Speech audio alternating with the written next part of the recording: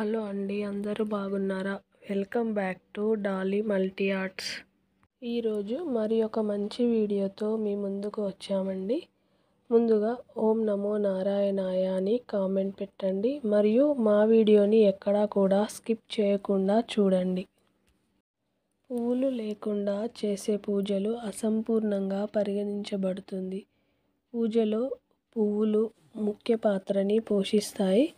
కానీ కొన్ని రకాల పూలు మాత్రం అస్సలు పూజకి పనికిరావు.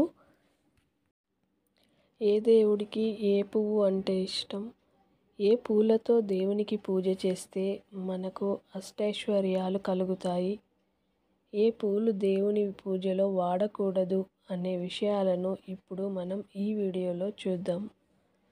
బంతిపూలు ఎంతో అందంగా కనిపిస్తాయి. ఇంట్లో ఏదైనా శుభకార్యం అంటే తప్పనిసరిగా బంతిపూలతో సుందరంగా అలంకరిస్తారు. కానీ పూజ చేసేందుకు మాత్రం బంతిపూలను ఉపయోగించకూడదు. ఎందుకంటే బంతిపూలు ఎక్కువగా క్రిమికీటకాలని ఆకర్షిస్తాయి. లక్ష్మీదేవికి గన్నేరు పువ్వులను సమర్పిస్తే ఆమె ఆగ్రహానికి గురవుతుందని పండితులు చెబుతున్నారు. ఈ పువ్వులు లక్ష్మీదేవి పూజను అశుభకరమైనవిగా పరిగణిస్తారు. కాబట్టి మనం గన్నేరు పువ్వులను లక్ష్మీదేవికి సమర్పించకూడదు.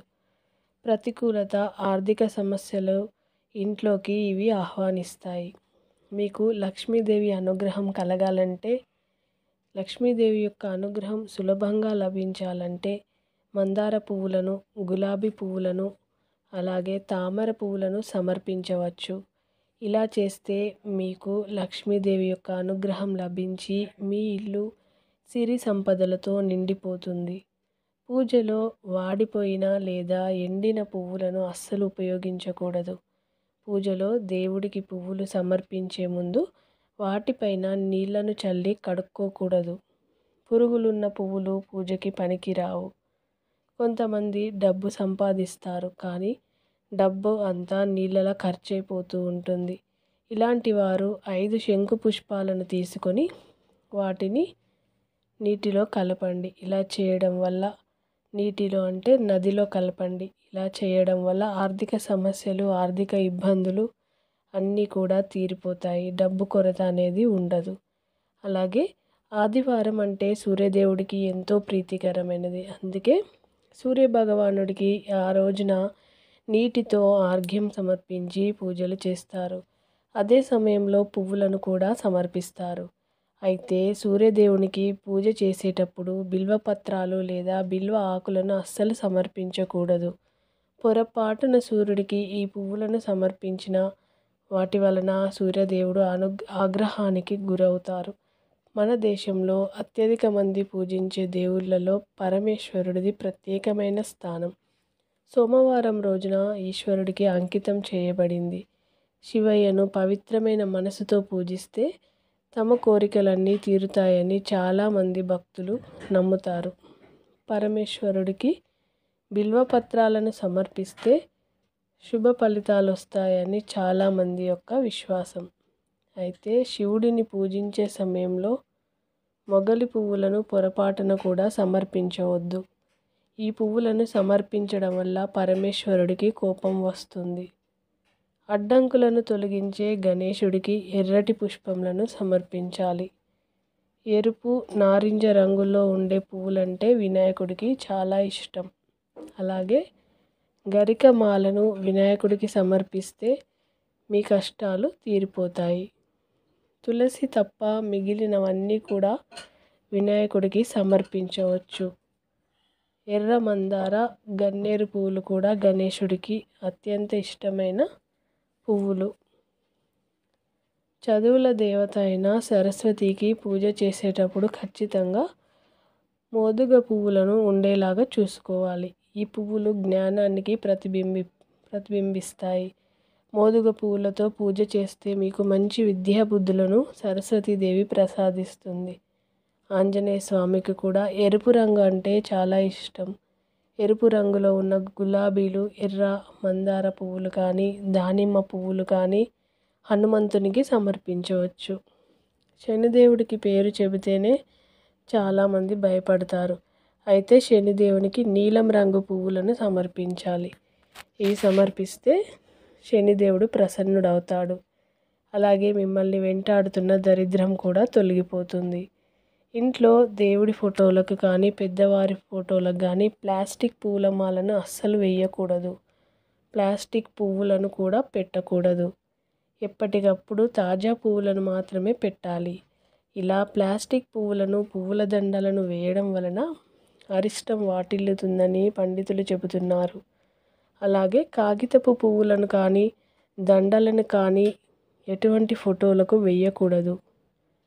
ఇలా చేయడం వల్ల మనం చేసిన పూజలకు ఫలితం ఉండదు. తాజా పువ్వులు ప్రత్యేక వాసనను కలిగి ఉంటాయి. వాటిని చూడగానే మన మనసుకు ఎంతో ఆనందంగా ఉంటుంది. మనకు ఎంతో ప్రశాంతత లభిస్తుంది. తాజా పువ్వులను భగవంతుడికి మనం సమర్పించడం వల్ల దేవుడు కూడా సంతోషిస్తాడంట. ఆర్థికంగా ఇబ్బందులు ఉంటే మంగళవారం నాడు హనుమంతుని పాదాల వద్ద అపరాజిత పుష్పాన్ని సమర్పించండి. పూజ చేసిన తర్వాత ఈ పువ్వును తీసుకొని గల్లాపెట్టెలో లేదా మీరు డబ్బు దాచి ఉంచుకునే చోట ఉంచుకోండి. డబ్బుకి సంబంధించిన ఇబ్బందులన్నీ తొలగిపోతాయి. పూజకి పువ్వులు కోసేటప్పుడు కొన్ని నియమాలను తప్పనిసరిగా పాటించాలి. నేలపై రాలిన పువ్వులను దేవునికి సమర్పించకూడదు.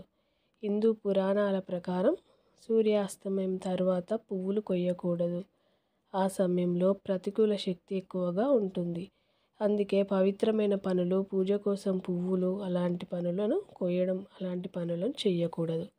మత గ్రంథాల ప్రకారం పూజకి తాజా పువ్వులను ఉపయోగించాలి. ఒకసారి ఉపయోగించిన పువ్వులను మరొకసారి వినియోగించకూడదు. పూజ చేసేందుకు ఉపయోగించే పువ్వులను నీటితో కడగకూడదు. అలాగే ఎడమ చేత్తో పువ్వులను కోయకూడదు. స్నానం చేయకుండా పూజకు పువ్వులను తీయకూడదు. పూజకు పువ్వులు కోసేటప్పుడు పాదరక్షలను ధరించకూడదు. రోజు ఉదయాన్నే చాలామంది మహిళలు పూజ కోసం పువ్వులు కోస్తుంటారు. ఎవరింట్లో వాళ్ళు కోసుకుంటే పర్వాలేదు, కానీ పక్కింట్లో ఉండే పువ్వుల చెట్ల నుండి కూడా ఒక్కటి కూడా వదలకుండా కోసేస్తుంటారు. చెట్టుకి ఉన్న పువ్వులన్నీ కోసేసి బోసి మొక్కల్లాగా ఉంచడం మహాపాపం. ఇక ఆ ఇంట్లో వాళ్ళని అడగకుండా పువ్వులు కోసుకోవడం అంటే దొంగతనం కిందికి వస్తుంది. పువ్వులు కోసేటప్పుడు కూడా ఇంటి యజమానిని అడగాలి. అప్పుడు కూడా మీరు చేసే పుణ్యంలో సగం వారికి వెళ్ళిపోతుంది. మీరు చేసే పూజలో ఆ పువ్వులను వాడడం వల్ల వారికి సగం పుణ్యం వెళ్ళిపోతుందని గరుడ పురాణంలో ఈ విషయాల గురించి ఉంటుంది. వాస్తవానికి పూజలు చేస్తే పుణ్యం రావాలి, మోక్షం కలగాలి. కానీ ఆ ఇంటి యజమానుల్ని అడగకుండా పువ్వులు కోసుకొచ్చి చేసే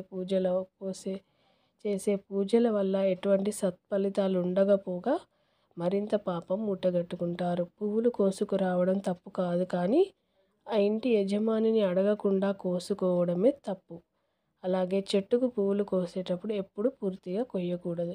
కొన్ని ఉంచాలి. బోసి చెట్టులాగా చేయకూడదు. ఇది మహాపాపం. కాబట్టి ఎప్పుడు కూడా ఇలాంటి తప్పులు చేయకుండా మనము పూజ చేసుకోవాలి. ఈ వీడియో కనుక మీకు నచ్చితే లైక్ చేయండి మరియు మా ఛానల్ని సబ్స్క్రైబ్ చేసుకోండి. మరిన్ని మంచి వీడియోస్ కొరకు మా ఛానల్ని ఎల్లవేళలా మీరు చూస్తూ ఉండండి. Thank you for watching.